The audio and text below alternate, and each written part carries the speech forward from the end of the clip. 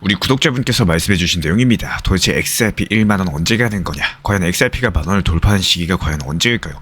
그리고 만원 돌파할 때까지 보유하고 있는 게 효율적일지, 아니면 우리 구독자분들께서 생각하는 시기에 대해서 댓글로 적어주시면은 다음 영상 통해서 다뤄드려 보도록 하겠습니다. XRP 리플 기준으로 거의 5천원 돌파할 듯 말 듯 하다가 돌파를 하지 못했죠. 이런 부분들에 대해서 미리미리 말씀을 드렸었고, 실제로 리플 커뮤니티 통해서 단기 고점권에서 매도하면서 수익 실현까지도 챙겨드렸습니다. 지금 시장에서는 숫자보다 더 중요한 게 하나가 있어요. 바로 그 숫자를 받쳐주는 기술과 역할이 지금 어디에 쓰이고 있느냐, 이 부분을 바라보셔야 되는 거고, 여기서 리플 XRP는 단순한 차트 속 자산이 아니라요, 글로벌 금융 시스템 한가운데서 실제로 쓰이고 있는 이런 코인과도 같습니다.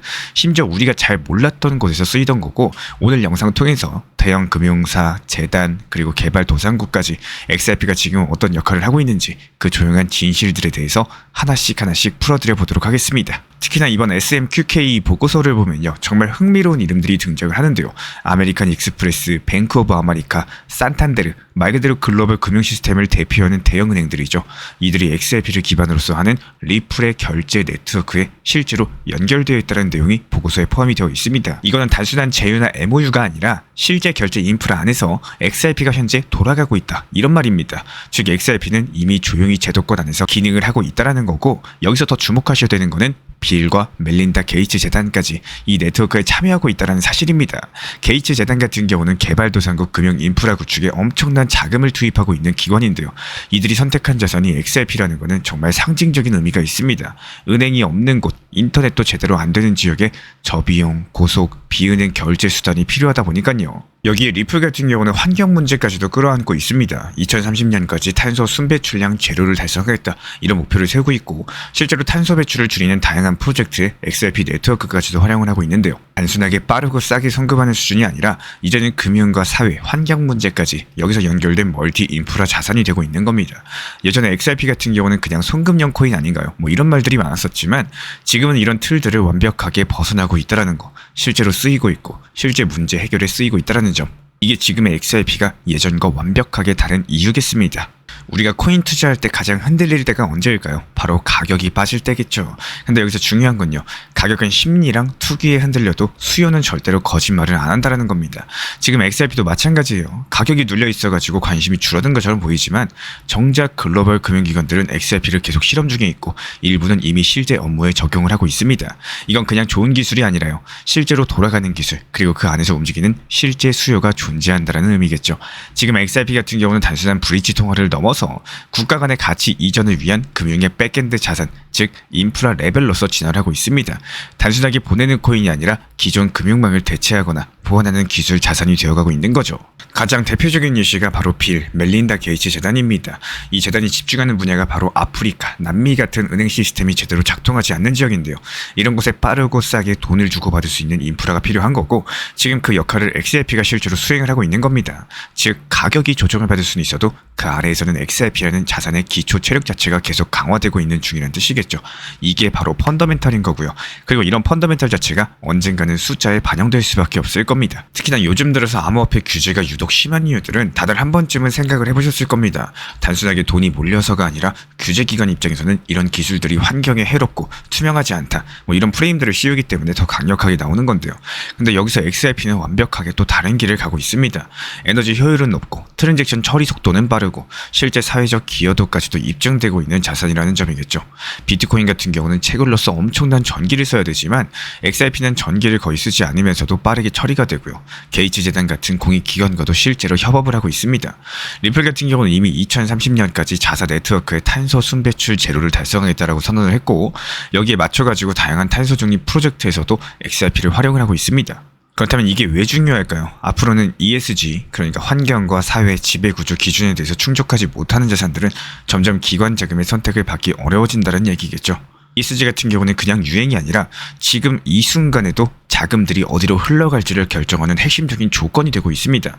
이런 관점에서 보면 XRP는 규제를 피하는 자산이 아니라요, 규제 안으로 들어갈 수 있는 자산이 되는 거고, 즉 살아남을 가능성이 높은 몇 개 안 되는 코인 중에 하나라는 겁니다. 그리고 이런 구조들이 단기 차트보다 훨씬 더 중요하다는 거고, 이게 바로 XRP를 중장기적으로 보유할 수 있는 이유가 될 겁니다. 그리고 사람들이 조용히 모아가는 이유이기도 하겠죠.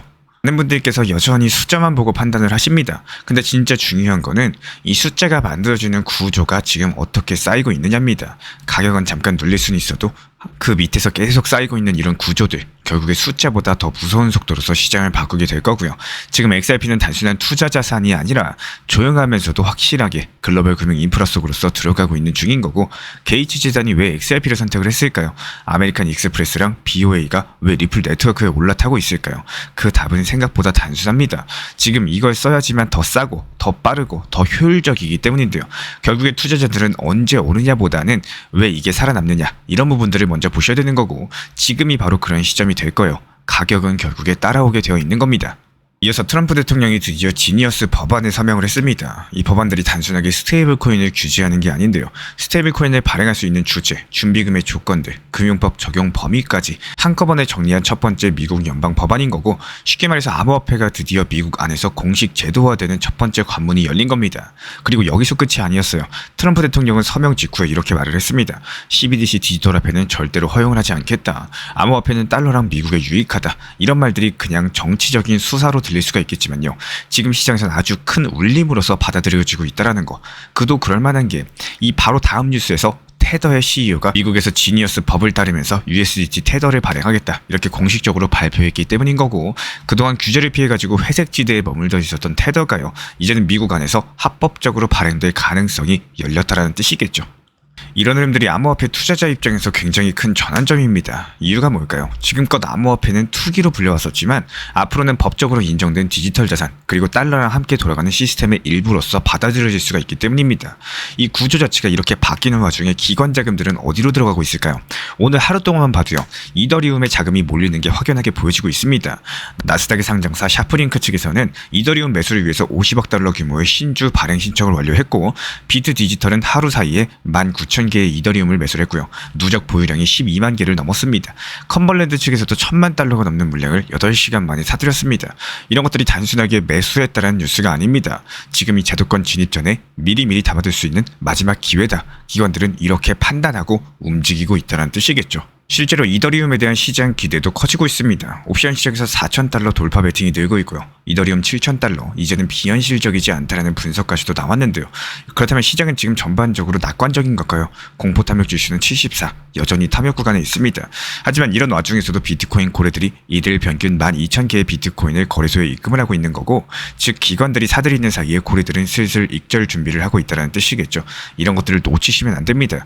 기관은 장기, 고래는 단기, 서로 다른 움직임들이 지금 동시에 나오고 있다는 거고, 그리고 결정적인 흐름들이 하나 더 있습니다. 알트코인 시즌이 다가가고 있다는 분석 자체가 시장에서 힘을 얻고 있다는 점인 거고, 비트코인 외 코인의 시총인 토탈2가 저항선을 돌파하려는 움직임까지도 보여주고 있어요.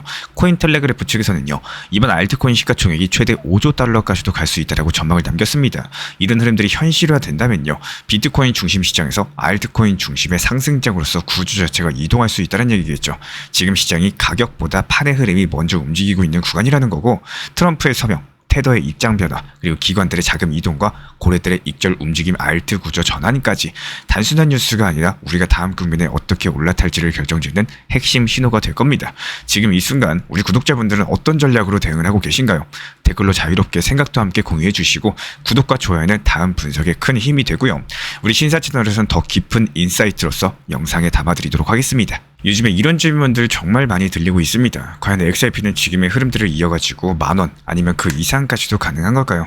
먼저 본인만의 목표 타점을 미리 계획을 하시고 여기서 매매하는 습관, 정말로 훌륭한 자세입니다. 하지만 그 타점들이 현실적인 타점인 건지 아니면 내 감정이 만든 기대치인지 여기부터 먼저 점검을 해보셔야 된다는 거예요. 정말로 중요한 포인트는 바로 이겁니다. XRP가 10,000원까지 간다라고 가정을 했을 때 그 자리에서 한 방에 수익을 실현하는 것, 그리고 중간중간 분할로서 익절하면서 수익을 나눠서 챙기는 것, 과연 어느 쪽이 더욱더 효율적일까요? 평균 단가가 낮으신 분들은 중간에 오는 조정에 크게 신경 쓰지 않고 버틸 수가 있겠지만, 현실적으로 높은 평균 단가를 가지신 분들은 이미 여러 번째 수익 실현 기회를 흘려보낸 경험이 있으실 겁니다. 괜히 지금 팔고 나면 더 올라버릴까봐, 혹시 다시는 쓰지 못할까봐, 이런 생각들 다들 한 번쯤은 해보셨을 거예요. 하지만 그럴수록 과거 데이터를 반드시 복기라는 걸 해보셔야 됩니다. 팔고 나서 더 오르는 건 늘 아쉽지만요, 정작 수익 실현을 못하고 흘려보낸 그 아쉬움들 더 오래 남을 수밖에 없는 거고, 실제로 지난 4,900원 고점 고점 때도 그때 조금만 익절했으면 어땠을까, 이런 후회들 정말 많이 계셨습니다. 그렇기 때문에 제가 매번 강조드리는 게 있죠. 100% 정확한 타점은 아무도 맞출 수가 없다는 거. 그래서 몰빵 투자 매매보다는 현실적인 비중으로서 분할 익절, 즉 원칙 있는 대응 자체가 정말 중요하다는 거고, 그래서 익절은 끝이 아닙니다. 오히려 중장기 투자로서 가기 위한 준비물이라고 보셔도 되는 거고, 현금 비중은 기회를 잡기 위한 보따리가 될 거예요. 왜냐면 이 시장 자체가 절대로 단순한 우상향이 아니겠죠. 큰 흐름들은 올라가지만 그 안에는 수많은 눌림목과 시련 자체가 숨어 있다는 거. 이런 시련들이 왔을 때 예전에 잘 챙겨놨었던 현금 보따리가 우리를 다시 기회 쪽으로 데려다주는 큰 힘이 될 겁니다. 그래서 지금 이 순간에서도 비중 조절과 원칙 매매가 우리 구독자분들의 투자 수명을 지켜주는 진짜 전략이라는 것들 반드시 기억을 해주시기 바랍니다. 그리고 최근에 리플 매도 타점 관련해가지고 1차 매도가가 너무 낮은 거 아닌가요? 이 질문에 대해서 정말 많이 받고 있습니다. 처음에도 말씀드렸었지만요.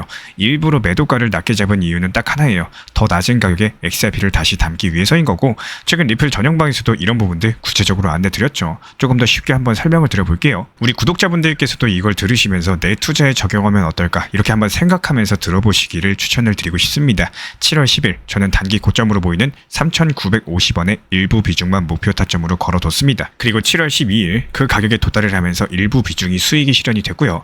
여기서 중요한 포인트는 단기 고점을 잡았으면 반드시 세트로 단기 저점도 준비하셔야 된다는 거예요. 차 단기 저점으로서 3,850원을 지정을 해놓으면서 조급하게 매수하지 않고 내가 원하는 가격까지 도달할 때까지 기다렸습니다. 이게 바로 원칙이 있는 매매인 거고, 그리고 7월 15일 예상했던 3,850원의 매수가 체결이 됐습니다. 여기서 전체 비중을 다 넣는 게 아니라요. 비중을 나눠서 분할 매수하고 남은 현금은 2차 저점 타점에 걸어두면서 기다리는 전략을 취했고요. 여기서 한 가지 꼭 짚고 넘어가고 싶은 게 있습니다. 공부도 중요하겠지만 투자를 너무 어렵게 생각하는 분들이 계십니다.